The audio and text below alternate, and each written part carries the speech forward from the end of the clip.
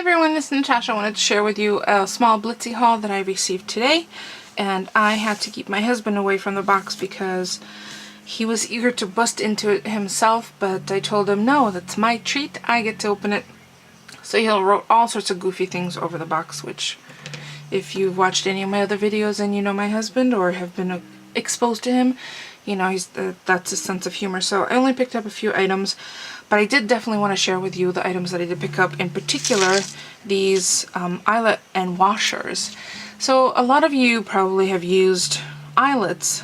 They set nicely, whether you're setting with a manual setter with a little hammer or with the automatic tool, which is the crocodile. However, for items that I know are going to be handled a lot, I really prefer to use the eyelet and the washer. And the difference is, it gives you a really finished back. So here's an eyelet without a washer, and here's an eyelet with a washer set.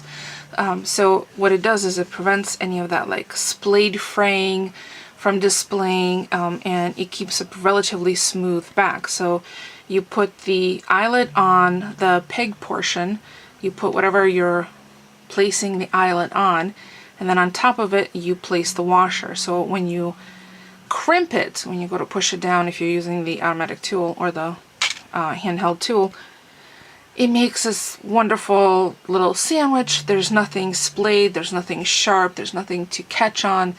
Really lovely if you're making a display item that's going to be that people are going to see the front and the back. So they have them available in let's see, this is I don't remember the name of this color. Nickel. So I got 2 of the nickel, and there are 30 pieces, 30 completed, so 30 of the eyelets and 30 of the washers. And I used to have a stash of black ones, which I think I've used up every single one of them. These are the brass, and then I also got some white. Wish they had black ones, but alas, they did not. So the other ones, I can't remember. I'm pretty sure they were not We Are Memory Keepers that I had before. I think I got them at Joann's in the sewing department, of all things. So, and I've been using them for 4 or 5 years or so. These are new from We Are Memory Keepers. So, and then the other thing that I got, the only other thing that I got is this envelope punch board.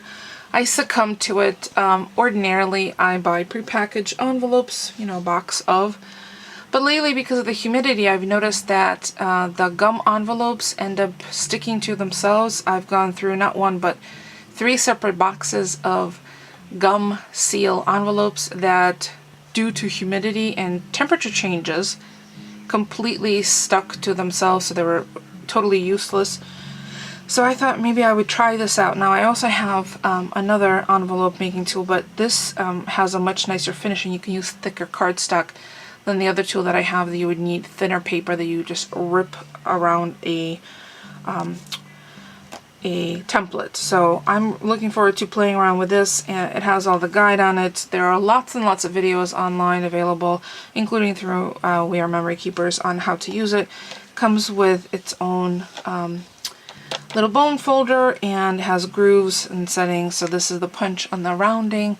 So it's kind of essentially all in one for the board. So I'm going to play around with it, see what I could do. And the first thing I thought of, which would be a great little thing to use, for those of you who have kids and your kids do make lots of art that you just can't keep up with, how cool would it be to have some handmade art, you know, particularly like on contact paper, or on on construction paper, made into an envelope to send to a grandparent or an aunt and uncle for a little note of the kids' art. So I thought that might be a kind of cute idea. So I'm going to play around with this. I know there are lots of other punch boards, so you don't even need scissors, right? So I'm going to play around with it, hopefully this coming weekend, and with different medium weight papers.